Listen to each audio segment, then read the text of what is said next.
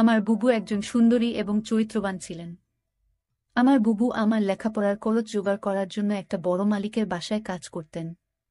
একদিন মালিক বুবুকে ফ্রিজে রাখা খাবার খাওয়ালেন বুবুর অনিচ্ছায়। তারপর বুবু জ্ঞান হারিয়ে ফেলে।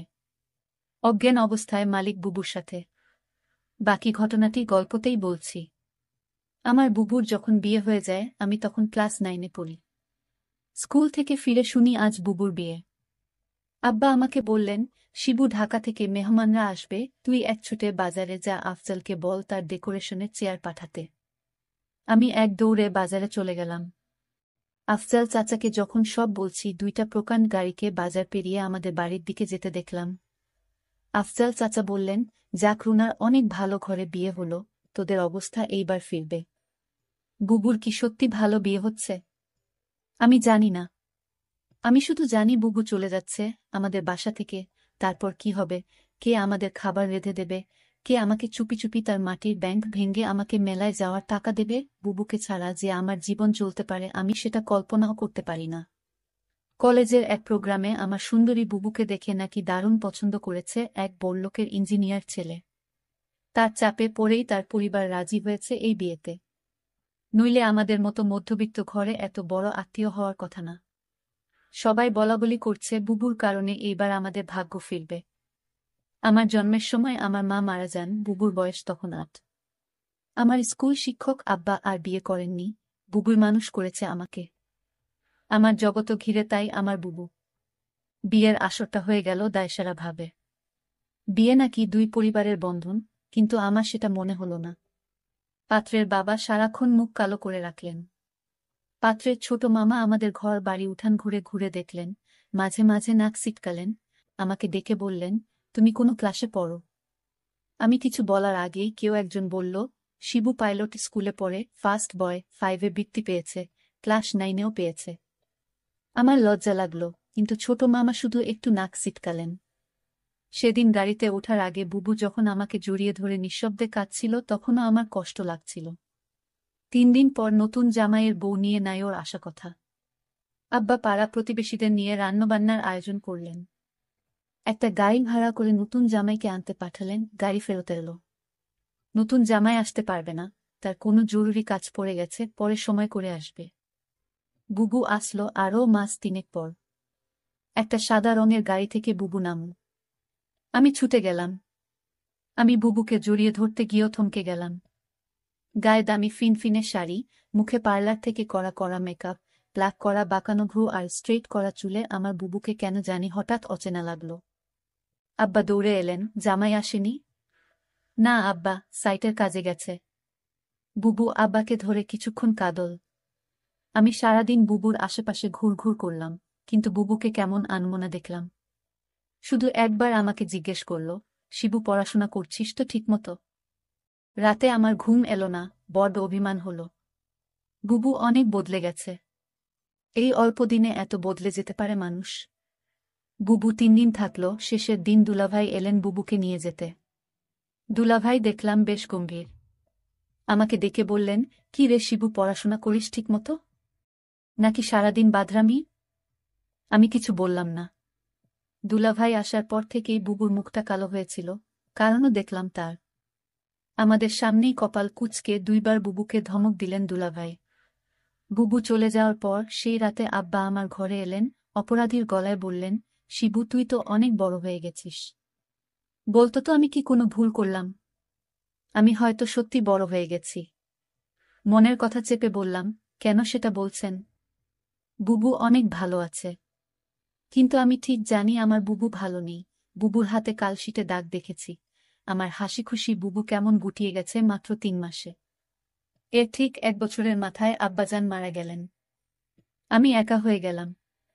পাড়া প্রতিবেশীরা বুবু দুলাভাইকে চেপে ধরলেন আমাকে নিয়ে যাওয়ার জন্য। বুবু উৎকণ্ঠা নিয়ে দুলাভাইয়ের মুখের দিকে তাকাল। দুলাভাই কিছুক্ষণ ভেবে বললেন, শিবু চলুক, কাজে লাগবে অনেক। কাজেই আমি আমার বইখাতা নিয়ে বুবুর বাসায় উঠলাম। দুলাভাইয়ের পোস্টিং তখন আমাদের গ্রামের কাছেরই শহরে। ছোট ছিমছাম 2 রুমের বাসা। আমি 1 রুম ভাগে পেলাম। শহরের একটা স্কুলে ভর্তি হলাম। দুলাভাই চাকরির পাশাপাশি কন্ট্রাক্টরির ব্যবসা করতেন। একদিন আমাকে বললেন তার সাইটে গিয়ে কাজ তদারকি করতে। আমার স্কুলের ক্লাস মিস হতে লাগল। আমি বইখাতা নিয়ে কাজের সাইটে চলে যেতাম। সারাদিন কাজ শেষে বাসায় ফিরে খুব ক্লান্ত লাগত। আমার রেজাল্ট খারাপ হতে শুরু হলো। বুবু একদিন ভয়ে ভয়ে দুলাভাইকে বলল, শিবু ভালো ছাত্র, ওর পড়াশোনায় ক্ষতি হচ্ছে না তো? দুলাভাই তেতে উঠলেন, গরিবের ছেলে খেটে খেতে হবে। পড়াশোনা করে কি হবে? যতটুকু দরকার ততটুকু শিখলেই হবে। বুবু তাড়াতাড়ি বলে উঠলেন, ঠিকই তো শিবু, পড়াশোনা করে প্রতিষ্ঠা পেতে সময় লাগবে। তুই দুলাভাইয়ের সাথে কাজ শেখ, অনেক কাজে লাগবে। আমি বুবুর কথায় অবাক হয়ে গেলাম। এই বুবুই আমাকে তৈরি করেছে। সবসময় বলতো পড়াশোনা করে একদিন অনেক বড় হতে হবে। পড়াশোনা ছাড়া আমার আর কোনো কাজ নেই। আজ কত পরিবর্তন। আমি দুলাভাইয়ের সাইটে কাজ দেখতে লাগলাম। ক্লাস 9-এর একটা কিশোরের জন্য নিশ্চয়ই খুব সহজ কাজ না। কিন্তু আমি শিখতে লাগলাম, সাথে পড়াশোনায় করতাম সাইটে।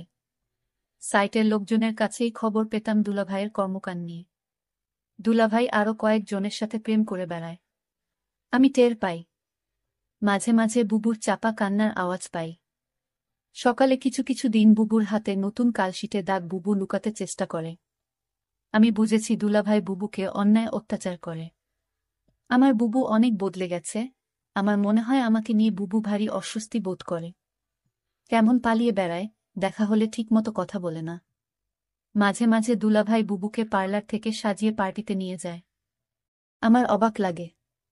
তবু এক একটা দিন যখন বাসায় দুলাভাই থাকে না, হঠাৎ সেই পুরান দিনের মতো বুবু তেল নিয়ে এসে বলে, শিবু আয় তোর মাথায় দিয়ে দিই। আমার চোখে পানি আসে। আমি লুকাবার চেষ্টা করি। একদিন অনেক রাতে ফিরে দুলাভাই আমাকে ঘুম থেকে ডেকে তুললেন। আমি জেগে দেখি দুলাভাই প্রচণ্ড রেগে আছে। আমাকে বললেন, হারামজাদা, তোকে আমি সাইট দেখতে দিছি আর তুই সেখানে পড়াশোনা করিস? আমি চুপ করে দাঁড়িয়ে রইলাম। হঠাৎ করে দুলাভাই আমার চুলের মুঠি ধরলেন, বল, আজ সাইট থেকে 1 লাখ টাকা চুরি করেছে কে? নাকি তুই করেছিস? আমি অবাক হয়ে গেলাম। সাইটের টাকা পয়সা সংক্রান্ত কোনো কিছুর সাথেই আমি জড়িত না। আলাদা অ্যাকাউন্টস আছে। তবু বললাম, আমি কিছু জানি না দুলাভাই। তুই জানিস না? কেন জানিস না? তুই এর সাথে জড়িত শিওর? আমার খেয়ে আমার সাথেই দাওতাবাজি। দাঁড়া। দুলাভাই তার বেল্ট দিয়ে আমাকে মারতে আরম্ভ করলেন। আমি সারা জীবনে কখনো মার খাইনি। পরিবারের আদরে মানুষ হয়েছি, স্কুলে ভালো ছাত্র হওয়ায় স্যারেরা অত্যাধিক স্নেহ করতেন। আমি দেখলাম বুবু পাথরের মতো দাঁড়িয়ে আছে। দুলাভাই একসময় ক্ষান্ত দিয়ে চলে গেলেন। আমি সারা রাত বিছানায় শুয়ে কোকালাম। চেষ্টা করলাম মুখ দিয়ে শব্দ না করতে। আব্বা মৃত্যুর আগে বলেছিলেন, শিবু, পুরুষ হয়ে গরিব ঘরে জন্মাইছিস। সামনে অনেক কষ্ট আসবে, শক্ত থাকবি। কখনো কাঁদবি না। পুরুষদের কাঁদতে নেই। পরদিন সকালে আমার ঘুম শরীরে হালকা জ্বর নিয়ে উঠে দেখি বুবু বসে আছে আমার শিয়রে। শিবু, উঠতে পারবি? আমি মাথা নাড়লাম। হ্যাঁ। তাহলে চল। তাকিয়ে দেখি বুবু একটা ব্যাগ গুছিয়ে রেখেছে। আমি বললাম, কোথায়? বাড়ি ফিরে যাব, চল। তুই আবার ভালো করে পড়াশোনা শুরু করবি, আমি দরকার হয় বাসায় কাজ করব। দুইজনের একটা ব্যবস্থা হয়ে যাবে। আমি অবাক হয়ে তাকিয়ে রইলাম। বুবু আমার জন্য তার স্বামীকে ডিভোর্স দিয়ে চলে এলো এবং সেই বাড়ি থেকে চিরদিনের জন্য চলে এলো। তারপর বাসায় আমি আর বুবু থাকি। বুবু একটা বড় লোক বাসায় কাজ পেল। তাদের কাপড় ধোয়া, রান্না করা ইত্যাদি তাদের কাজ করতে হবে। মাস শেষে যে টাকাটা পাবো সে টাকা দিয়ে আমার লেখাপড়ার খরচ আর পরিবার চলে যাবে। বুবু যে বাড়িতে কাজ করে সেই বাড়ির মালিক বুবুকে একদিন বলেছিল, তোমার যত টাকা দরকার আমি দিব, তুমি শুধু একটি কথা রাখো। বুবু বলল, আমি বাসায় কাজ করি, এটাই আমার চলে, অতিরিক্ত টাকার আমার দরকার নেই। বুবু বুঝতে পেরেছিল বাসার মালিকের চরিত্র ভালো না। তারপরও বুবু এই বাড়িতে কাজ করে যে টাকা পেত সেটা দিয়েই আমাদের মাস চলে যেত। মালিকের বাসার সবাই একদিন কোথায় ঘুরতে গেল। শুধু মালিক বাড়িতে ছিল। মালিকের নাম আছান আলী। বুবু বলল, আজ তো বাসায় কেউ নাই, তেমন কাজও নাই, তাহলে আজ আমি চলে যাই। মালিক তখন বলল, শোনো, অনেক কাজ পড়ে রয়েছে। কি কাজ পড়ে রয়েছে মালিক? মালিক বলল, বাসায় কেউ নাই, আমার দেখাশোনা কে করবে? আমি বলেছিলাম, ও তাই তো। মালিকের জন্য রান্না করলাম, ঘর পরিষ্কার করে মালিককে খাবার দিয়ে বললাম, রাত অনেক হয়েছে, আমার ছোট ভাইটা চিন্তা করছে। আমি এখন যাই। মালিক দমক দিয়ে বলল, এই মেয়ে, তুমি এই বাড়ির চাকরানী। মালিক যখন আদেশ করবে তখন তুমি এই বাড়ি থেকে যাবে। তার আগ পর্যন্ত এখান থেকে এক পাও লড়বে না। আমি তখন নিশ্চুপ হয়ে দাঁড়িয়ে রইলাম। আমার মুখ দিয়ে কোনো কথা বের হলো না। হঠাৎ মালিক বলল দরদ কণ্ঠে, মারে, আমার তো ছেলে মেয়ে আছে, তোর কষ্ট আমি বুঝি। তুই তোর মাকে হারালি, বাবাকে হারালি, নিজের স্বামীকে হারালি, এখন ভাইটাকে লেখাপড়া শিখিয়ে মানুষ করার জন্য তুই পরিশ্রম করছিস। আমি মালিকের হঠাৎ এরকম ভালো কথা শুনে আমি কিছুটা অবাক হলাম। কিন্তু সে মুখে যা বলছে চেহারায় তা প্রকাশ পায় না। আমাকে বলল, আমার স্ত্রী, ছেলে মেয়ে তারা 2 দিনের জন্য ট্যুরে গেছে। আমি বলেছিলাম, আপনি যাননি কেন? আমার ঘোরাফেরা তেমন একটা ভালো লাগে না। আমি এর আগে বহুবার ঘোরাফেরা করেছি, এখন আর ভালো লাগে না। তুই আমার মেয়ের মতো, ধর তোকে আমি কিছু টাকা দিলাম, তোর ভাইয়ের সামনে পরীক্ষা ভালো মন্দ কিছু খাওয়াইস। আমি বলেছিলাম, আমার টাকা লাগবে না। মালিক তখন আমায় জোর করে টাকাটা হাতে ধরিয়ে দিল, আমি না নিয়ে পারলাম না। মালিক আমার প্রতি হঠাৎ এমন দরদ দেখাচ্ছে কেন? যখন মালিকের ছেলে মেয়ে বাড়িতে ছিল তখন তো তিনি এরকম দরদ দেখায়নি। আমি মালিকের এরকম ভালো ব্যবহার দেখে কিছুটা অবাক হলাম। এরকম কথা বলতে বলতে প্রায় রাত 11টা বেজে গেল। ওইদিকে আমার ভাই আমার জন্য চিন্তা করছিল। আমি মালিককে বলেছিলাম, এখন আমি যাই। সে তখন বলল, না, আজ তুমি যেতে পারবে না, এই বাড়ি তোমার পাহারা দিতে হবে। আমি বলেছিলাম, দেখুন সাহেব, আমার ডিউটি তো সকাল 6টা থেকে সন্ধ্যা 6টা পর্যন্ত। মালিক তখন আমাকে অবাক করে বলল, তাই বলে যদি আমার সমস্যা হলে তুমি দেখবে না? আমি তো তোমারে আমার মেয়ের মতোই দেখি। মালিকের কি উদ্দেশ্য ছিল আমি তা জানি না, তবে এইটুকু বলতে পারি মালিক তেমন ভালো না। তবে আজ আমার সাথে সে খুব ভালো ব্যবহার করল। তবে এর আগে যে আমার সাথে ব্যবহার খারাপ করেছিল তা বলছি না, তবে লোকের মুখে শুনি মালিক ভালো না। কিন্তু আজ মালিক আমাকে কিছুতেই বাড়ি যেতে দিচ্ছে না কেন? আমি সেটা নিয়ে দুশ্চিন্তায় পড়ে গেলাম। এর মধ্যে মালিক বলল, আজ আমি নিজ হাতে খাবার তৈরি করেছি। আমি বললাম, কেন নিজ হাতে আপনি খাবার তৈরি করলেন? খাবার তো আমি রান্না করেছি, তার মধ্যে আপনি আবার রান্না করলেন কেন? আরে না মা, সেই খাবার না, ফ্রিজে আমার স্ত্রী আমার জন্য কিছু ভালো খাবার আলাদা রাখত, সেই খাবার নিয়ে আসলাম। আমি বললাম, ও আচ্ছা। তারপর আমায় বলল, নে মা, আমরা একসাথে আজ খাবার খাই, পেটে বড্ড খিদে পেয়েছে। আমি বললাম, আপনি খান, আমি বরং রান্না করা খাবার খাই। মালিক তখন আমার সাথে বায়না করে বলল, দেখো, তুমি যদি আজ আমার দেয়া খাবার না খাও তাহলে বুঝবো তুমি শুধু টাকাকে ভালোবাসো, এ বাড়ির মানুষদের ভালোবাসো না। আমি তার কথায় কিছুটা অবাক হলাম। মালিক বলল, ঠিক আছে, তুমি খাবারটা খেয়ে বাসায় চলে যাও, তোমাকে ছুটি দিয়ে দিব। আমি তখন খুশি হলাম। বাবার বয়সী একজন মানুষ আমাকে এত করে বলছে ফ্রিজে রাখা ভালো খাবার খেতে। যাই হোক, আমি শেষ পর্যন্ত হেরে গেলাম। আমি খাবারটা খেলাম, আর ফ্রিজে রাখা খাবারটা খাওয়ার জন্য রাজি হলাম তার একটাই কারণ, মালিক বলেছিল আমায় ছুটি দিয়ে দিবে খাবারটা খেলে। আর তাই আমি ফ্রিজে রাখা খাবার খেলাম। খাবারটা ভালোই লাগলো, দামি খাবারের আগে আমি এমন খাবার কখনো খাইনি। আমার খেয়ে ভালোই লাগলো। খাওয়া দাওয়া শেষ করতেই আমি বললাম, মালিক, এবার যাই। এই কথা বলতেই আমি চোখে কিছুটা ঝাপসা দেখতে পেলাম। আমার চোখ অন্ধকার হয়ে আসতে লাগল। আমি বেহুশ হয়ে মাথা ঘুরে পড়ে গেলাম। তারপর কি হয়েছিল তা আমি বলতে পারবো না। আমার পরের দিন দুপুরে জ্ঞান ফিরে। আমি জেগে দেখি আমি হাসপাতালে কেবিনে শুয়ে আছি। আমার ছোট ভাইটা বলল, বুবু, তোমার কি হয়েছিল?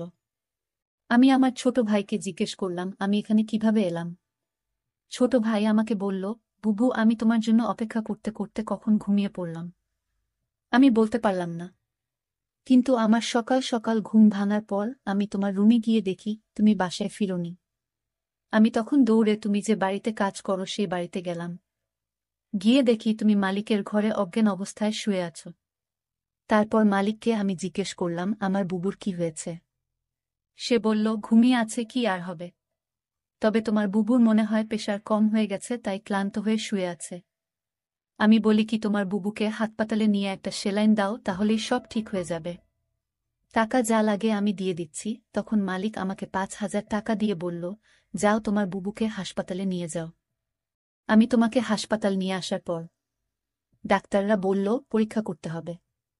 ডক্টর বলল তোমার প্রেশার কমে যায়নি, তোমাকে খাবারের সাথে কিছু মিশিয়ে তোমাকে অজ্ঞান করা হয়েছে।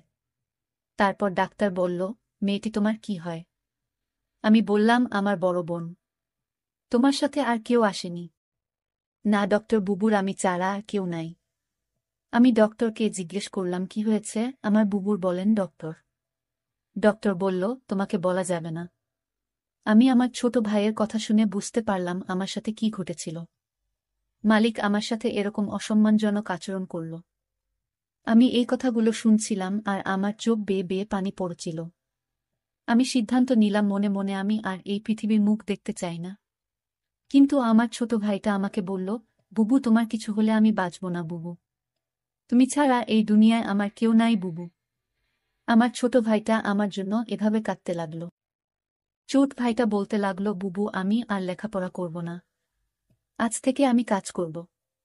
তোমাকে আর কাজ করতে দিব না। তুমি শুধু ঘরে বসে থাকবা। আর তোমাকে আমি যেভাবেই হোক তোমাকে ভালো ছেলে দেখে তোমাকে বিয়ে দিব।